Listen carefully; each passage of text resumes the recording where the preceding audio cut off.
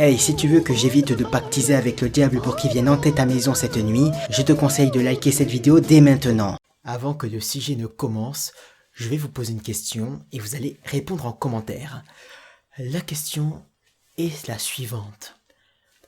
Est-ce que vous croyez aux fantômes? Et est-ce que vous avez déjà vécu des expériences étranges? Et racontez-moi tout ça dans les commentaires. Allez, bonne vidéo.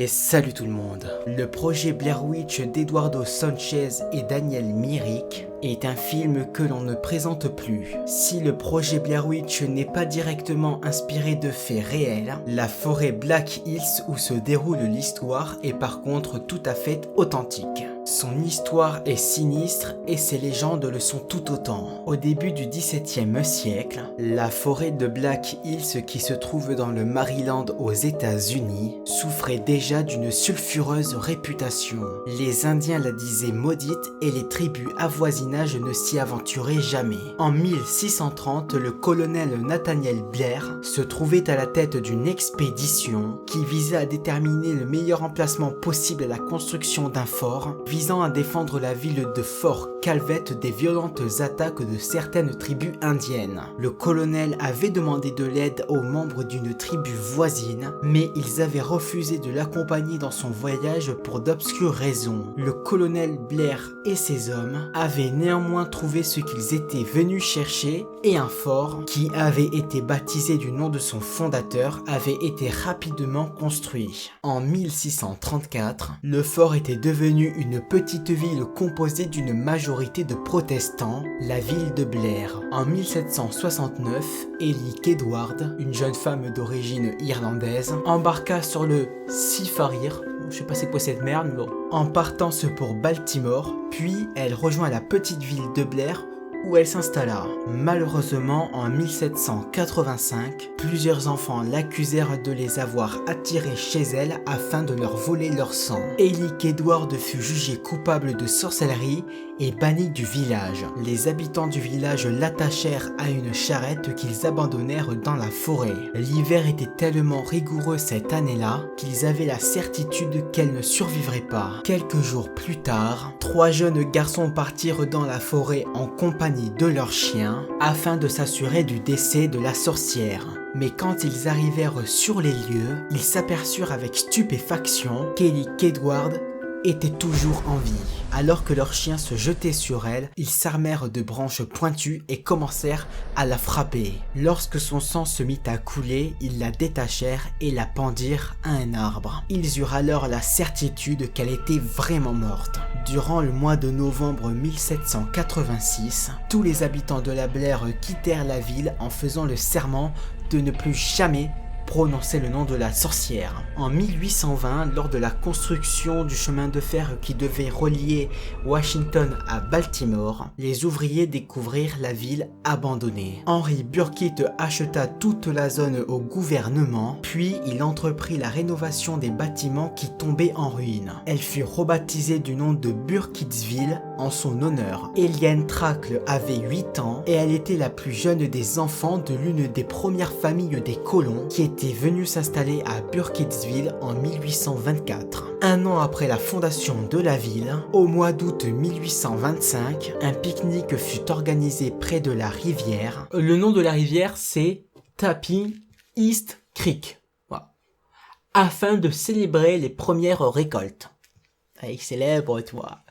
Bon, ils vont regretter, hein. Après, tu vas voir pourquoi ils vont regretter. C'est rigolo, c'est marrant, c'est marrant. Durant ce pique-nique, Hélène s'éloigna et se noya dans la rivière. 11 témoins oculaires affirmèrent avoir aperçu une main blanche fantomatique sortir de l'eau, attraper l'enfant et l'entraîner vers le fond. Malgré des recherches intensives et la faible profondeur du cours d'eau, son corps ne fut jamais retrouvé. Durant les 13 jours qui suivirent sa disparition, l'on put apercevoir sur une eau étrangement huileuse et soudainement inconsommable une multitude de petites croix formées de brindilles liées entre elles. En 1886, une fillette de 8 ans, Robin Weaver, fut portée disparue après une promenade dans la forêt de Black Hills. Et une expédition fut organisée afin de partir à sa recherche. Après 3 jours d'absence, la fillette réapparut d'elle-même. Elle expliqua alors qu'elle s'était perdue dans les bois, où elle avait rencontré une femme dont les pieds ne touchaient pas le sol. Elle avait tout d'abord été effrayée, mais elle avait décidé de lui faire confiance et la vieille femme l'avait amenée dans une maison profondément enfuie dans les bois. La petite fille était rentrée dans la maison et la femme l'avait conduite dans son sous-sol avant de lui expliquer qu'elle devait partir, mais qu'elle reviendrait. Les heures s'étaient écoulées, la nuit était tombée et Robin avait de plus en plus peur. Depuis qu'elle était rentrée dans ce sous-sol, elle ressentait un profond sentiment de malaise. Elle s'était alors glissée par la fenêtre de la pièce et elle était miraculeusement parvenue à rejoindre Burkittsville. Lorsque les gens du village s'aperçurent que les hommes qui formaient l'équipe de secours n'étaient toujours pas rentrés, ils organisèrent une seconde expédition qui partit immédiatement à leur recherche. Dans la crique de Coffin Rock, tout près de l'endroit où la jeune Eliane avait disparu 50 ans plus tôt, fut découvert les corps nus des membres de la première équipe. Leurs corps étaient reliés par les poignets. Sur leur poitrine, leurs mains, leurs pieds et leur front, d'étranges symboles avaient été gravés sur leur peau et leurs intestins gisaient au centre du cercle qu'ils formaient. Les hommes du second groupe coururent alors au village afin de chercher des renforts et des armes, mais lorsqu'ils retournèrent sur place, les corps avaient disparu et ils avaient été remplacés par un petit tas de pierres. Toutefois, il restait encore des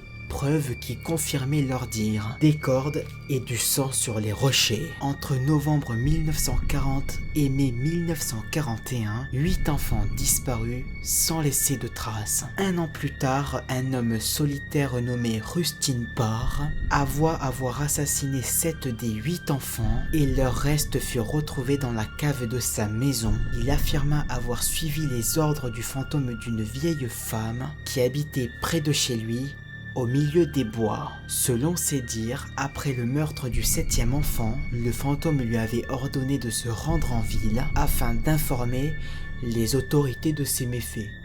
Voilà.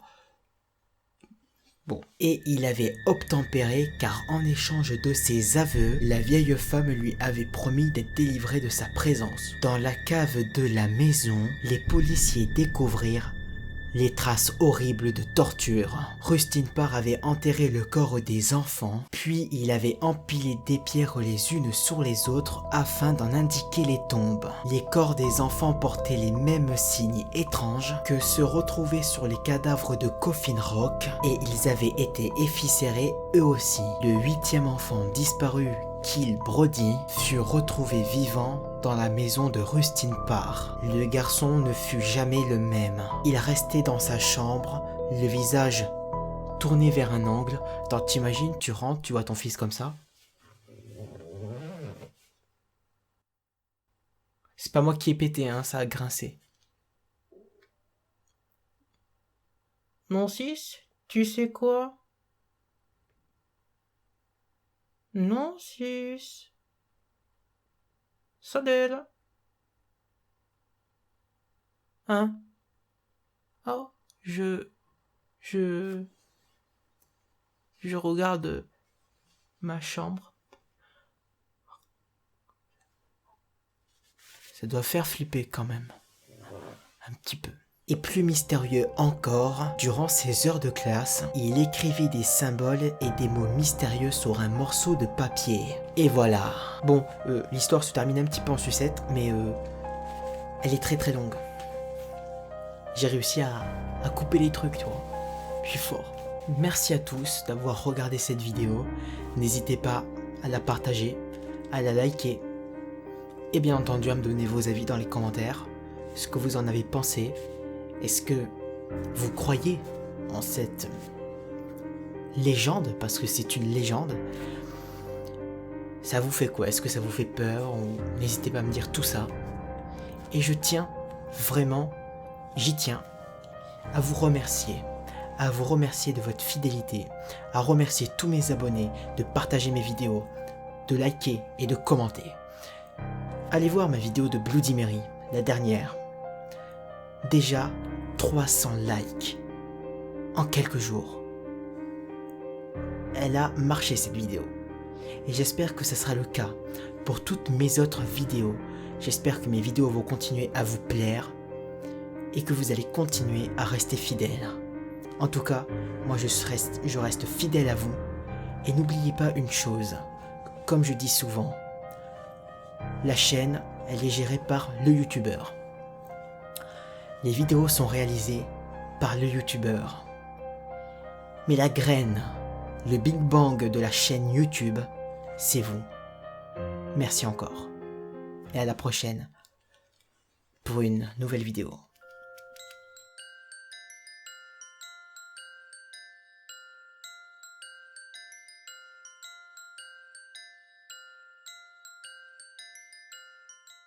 Et la vieille... Putain! Il affirma avoir suivi les ordres du fantôme d'une vieille... Il affirma avoir suivi les fantômes... Oh, enculé, là, ça me casse les...